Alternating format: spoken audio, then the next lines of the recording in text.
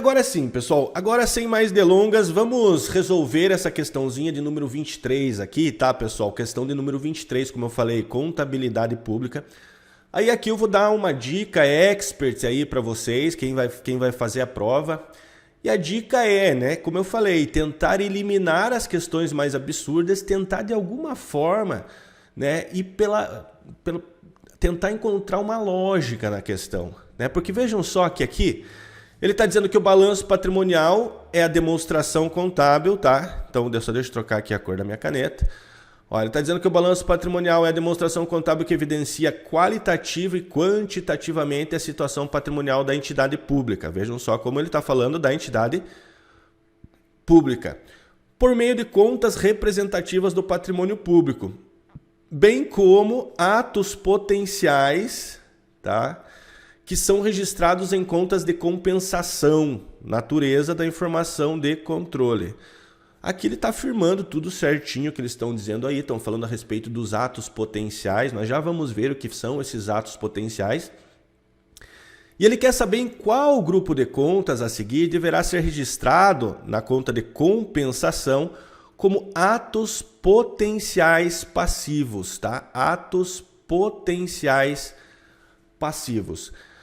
Tá, aqui, pessoal, tem uma grande diferença entre a contabilidade pública e a contabilidade de empresas privadas, que é em relação a esses atos potenciais. Tá, o que são atos potenciais? O nome já diz atos potenciais, ou seja, que pode ser, tem o potencial de afetar o patrimônio da entidade, nesse caso a entidade pública. O que acontece nas empresas privadas? As empresas privadas, elas também podem ter esses atos potenciais, tá? Mas elas não registram isso em lugar nenhum, tá?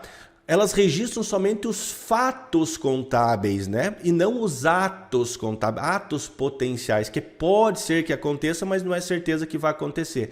Pode ser que vai impactar, né, no patrimônio da empresa, mas pode ser que não tenha impacto também, né? Então, mas na contabilidade pública, esses atos potenciais ele é registrado nas contas contábeis que nós chamamos de contas de controle, que é lá do grupo 7 e 8, que são as contas que nós registramos esses atos potenciais.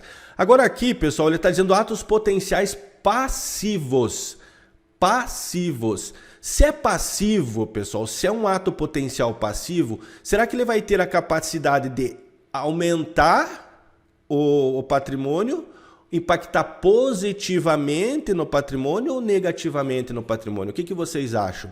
Eu posso dizer para vocês que vai impactar negativamente no patrimônio, certo? Porque se é um ato potencial passivo, se fosse um ato potencial ativo, ele iria impactar positivamente no patrimônio. Tá? Então, partindo desse princípio de, se é um ato potencial passivo, vamos ver ali, ó, alternativa A, os valores dos créditos de dívida ativa tributária inscritos. Pessoal, veja bem, se nós estamos tratando de contabilidade pública, né, esses créditos que nós temos lá da dívida ativa, né, que os contribuintes deixaram de pagar, não pagaram, isso vai estar aonde dentro da contabilidade pública? Dentro do ativo, pessoal, tá? É valores a receber que a empresa tenha. Então poderia ser um ato potencial, primeiro que nem é um ato potencial, poderia ser um ato potencial ativo? Nesse caso não. É passivo, né? Nesse caso não, seria ativo. Tá? Então a alternativa A aqui nós poderíamos riscar, tá bom? Alternativa B, os direitos. Falou de direitos que têm o objetivo de bens incorpóreos destinados à manutenção da entidade ou exercidos com essa finalidade. Direito, ele já está dizendo que é um direito, pessoal. Direito é o quê? É ativo, tem a capacidade de impactar positivamente na empresa pública e não negativamente. Por isso que é um ato, se fosse ser um ato potencial, que no caso não é, seria um ato potencial ativo e não passivo. Vocês entenderam então como que nós iríamos fazer lá na hora da prova, utilizando essa lógica, né? Se é passivo, vai impactar negativamente no meu patrimônio. Se é ativo, impacta positivamente. Aí veja o item C, ó, as contas relacionadas ao registro no conveniente dos convênios firmados entre entidades objetivando o cumprimento de finalidades comuns. Então, convênio firmado, então Aqui, pessoal, essa aqui é a alternativa correta, tá? Alternativa C. Por quê? Porque é exatamente isso que é um ato potencial, né? Passivo nesse caso, porque ele está firmando um convênio, ou seja, a empresa pública ela vai distribuir, né, um valor em moeda, valores lá para esse convênio, para que esse convênio ele faça o cumprimento ali de finalidades comuns para a entidade pública. Tá? Então, nesse caso aqui, aí trazendo um plus aqui para vocês, a alternativa C é a alternativa correta.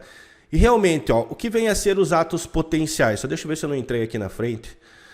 Ou se eu não vou entrar aqui na frente. Eu acho que no próximo aqui eu vou entrar. Deixa eu ficar menorzinho aqui para vocês. Aí, aqui. Ó, então, atos potenciais compreendem os atos a executar que podem vir a afetar o patrimônio imediata ou indiretamente, tá? Então, como eu falei, os atos potenciais é aquilo que pode impactar no futuro o patrimônio da entidade pública. A empresa privada nem reconhece isso na contabilidade, mas a empresa pública ela reconhece isso lá nos grupos 7 e 8, que são os grupos de controle. Exemplos, direitos e obrigações conveniadas, que é aquilo que eu falei, por isso a alternativa C é a alternativa correta, ó.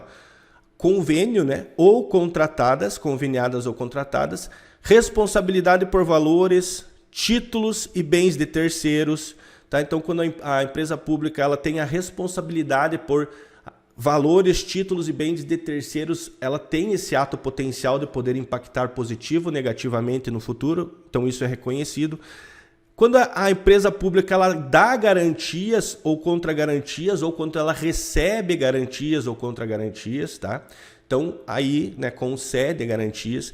Tudo isso é atos potenciais, tá? Atos potenciais. Aí nós temos os atos potenciais ativos, como eu falei para vocês, né?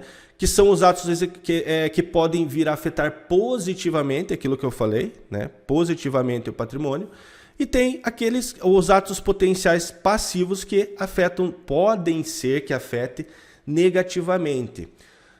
Tá, pessoal? Então, por isso a alternativa C é a alternativa correta, porque ele está dizendo ali convênio, né? No conveniente dos convênios firmados entre entidades objetivando o cumprimento de finalidades comuns. Então, quando uma entidade pública ela firma um convênio, ela vai transferir recursos para esse convênio para que ele execute um serviço ou adquira um bem, enfim, para a entidade pública, tá? Então é assim que funciona. Não esqueço, então, né, atos potenciais, tanto ativos quanto passivos, convênios, contratos, responsabilidade por valores, títulos e bens de terceiros, garantias e contra-garantias. Isso nós reconhecemos lá nos grupos, como eu falei, 7 e 8 da contabilidade pública. Tá bom, pessoal?